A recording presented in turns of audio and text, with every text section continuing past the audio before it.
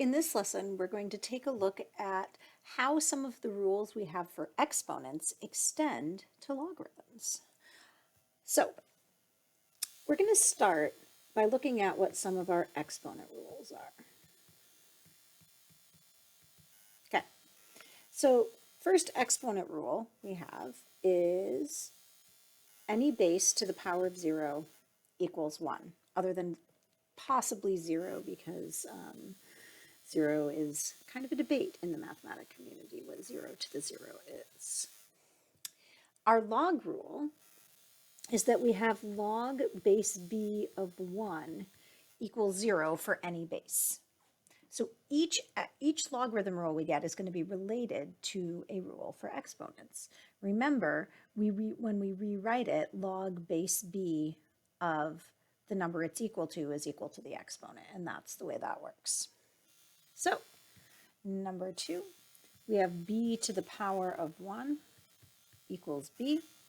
So with log, that means log base b of b is equal to 1. So what power do you have to raise b to get b? Just 1. Okay.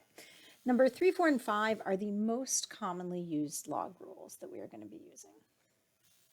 So for exponents, these correspond with the 3 rules involving what happens when we multiply exponents with the same base. Okay, so this is,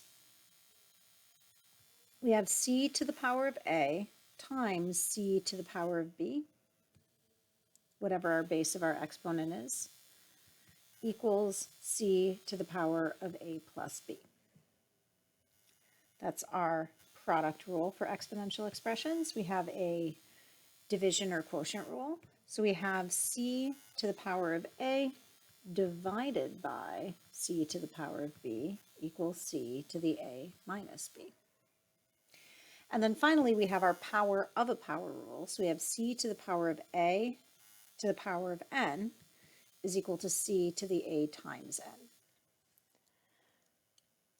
How does this correspond to logarithms? Well, with exponents, when we multiply expressions, we add the exponents. Logarithms, it works backwards. If we're taking the log of a product, so log base c of a times b, that's equal to log base c of a plus log base c of b. Okay? So here we have multiplication outside gives us addition inside. For logs, we have multiplication inside gives us addition outside of the function. Similarly, log base c of a divided by b is equal to log base c of a minus log base c of b. So if we have a quotient inside the logarithm, that's the same as subtracting our logarithms. Log base c of a to the power of n is equal to n times log base c of a. So if we have a power inside, that's the same as multiplication outside. So it's sort of the reverse of what we're doing with exponents. Now, the cool thing about this is that way back in the day, before people had calculators, they actually used to use these log rules to change multiplication of large numbers to addition. So if you were trying to multiply like a times b, what you would do is you would take log base c of a times plus log base c of b, add the logarithms, which you would get from a little instrument called a slide rule that you would probably never see anymore.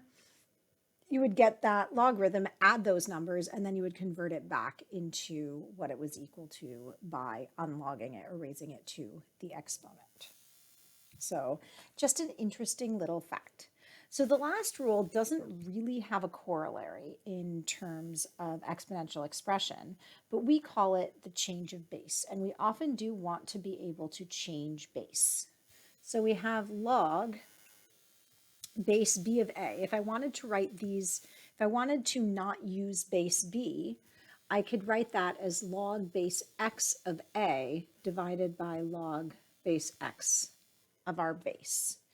Now, why would we want to change the base of a perfectly good logarithm?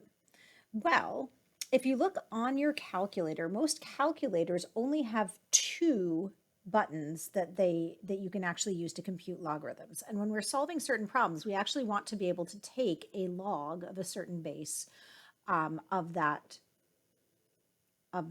the number of a particular number and get a decimal approximation for an answer. So when we want a decimal approximation, we use two different logarithms.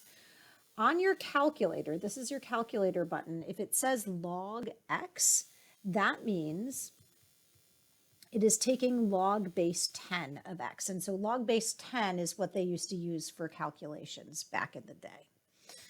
The other one that you'll see, and this is the one that generally will be used in calculus because it works much more smoothly than any other base logarithm, is what we call ln of x. And you'll see that on your calculator just as ln of x. And so ln of x is log base e of x. And e is an irrational number. It's a transcendental irrational number like pi, which means it's not the solution to the polynomial equation. And it is approximately 2.718. And it keeps on going forever and ever, non-repeating, non-terminating, nothing so simple as that. So when we take log base e, that'll be the one that you will see used most commonly when you're doing calculus problems. Log base 10 is probably the one you're going to want to use for solving most of the problems that we're going to address in this class. Okay.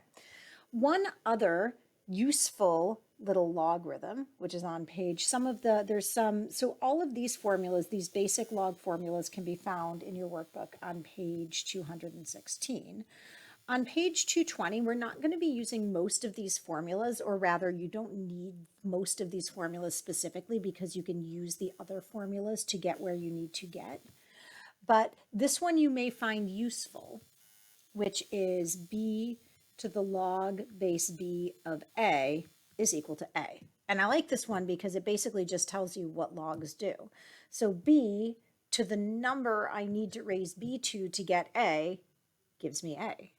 It's kind of, that's how we define it. So that's how it works. It also shows us that this is the way that our logarithm function, one of the ways that it undoes our exponential function. So if we raise our base to the inverse of exponent of a, we get a.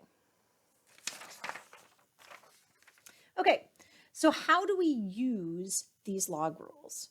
Well, essentially, they allow us to unpack or repack our logarithmic expressions. So what does it look like to unpack a logarithmic expression? Okay, and the reason that we may want to do this is this can help us to solve equations, depending on what we want to do with an equation.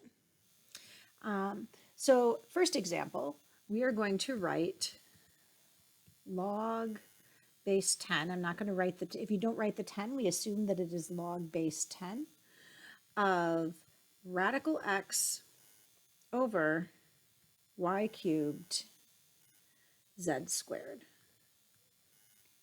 in expanded form.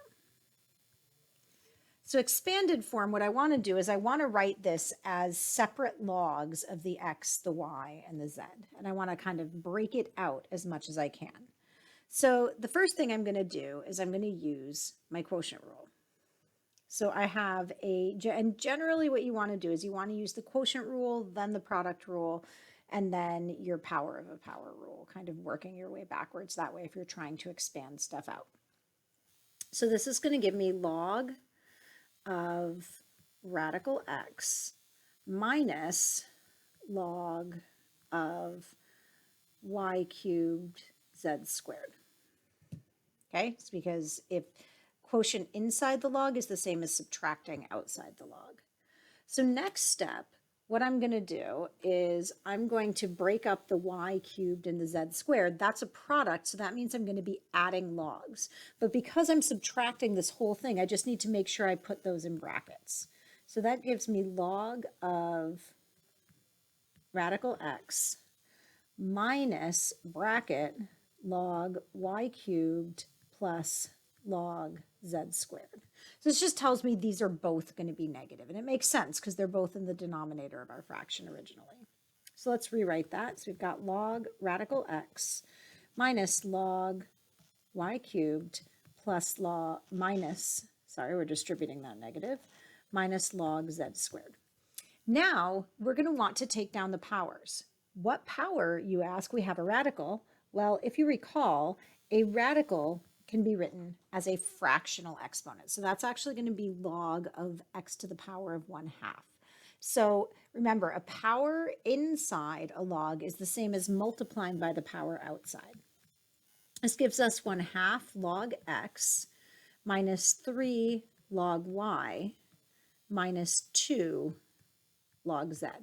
And so that's how we might take this and expand it. And now we're writing it just in terms of log x, log y, and log z, as opposed to log of a more complex expression.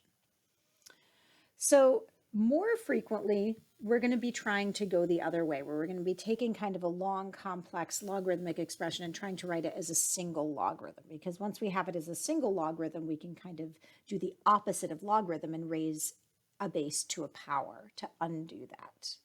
So let's see if we can simplify 2 log base 3 of 6 minus 1/2 log base 3 of 64 plus log base 3 of 2. And first thing I'm going to do is try to get my exponents back inside. So we do this kind of in the opposite order. So if I have something multiplying out here, that could be an exponent inside. So we have log base 3 of 6 squared minus log base 3 of 64 to the 1/2 plus log base 3 of 2. And that didn't have anything on the outside, so we're going to leave it alone. So now I'm just going to go ahead and simplify these. So I have log base 3 of 36 minus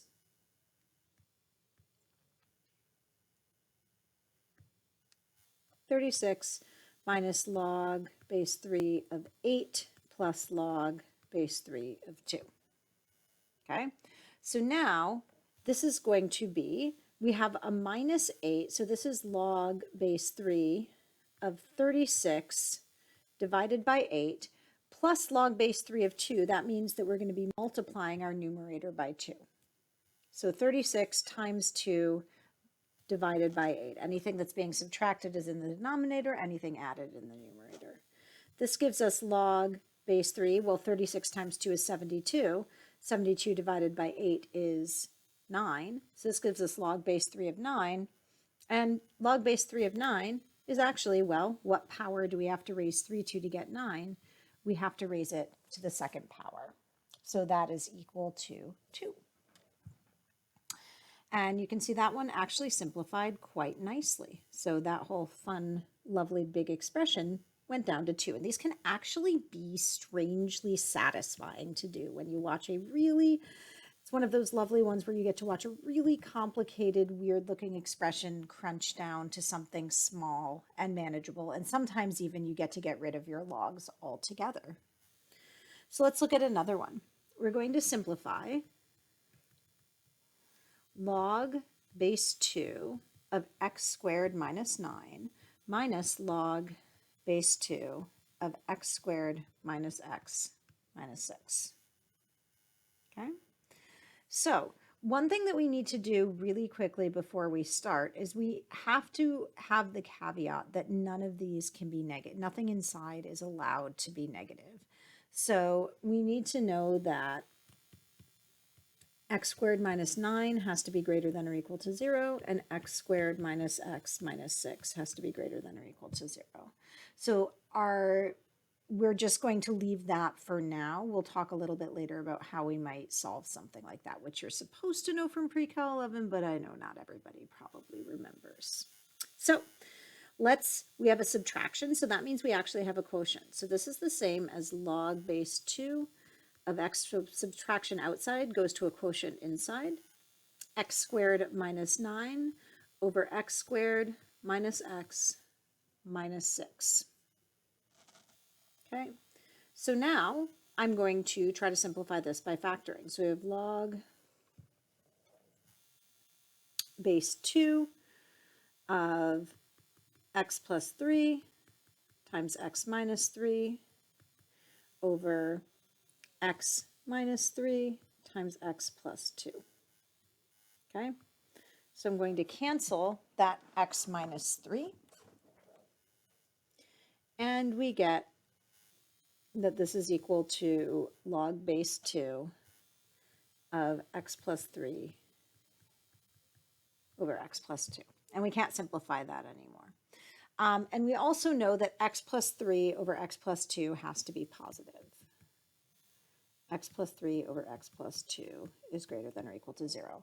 And this kind of equation, we're actually not, this inequality, we're not going to be able to solve in this course. We'll look at it in Calculus 12 as to how we solve that kind of equation. But generally, that's about as simple as you're going to be able to get that particular logarithmic expression.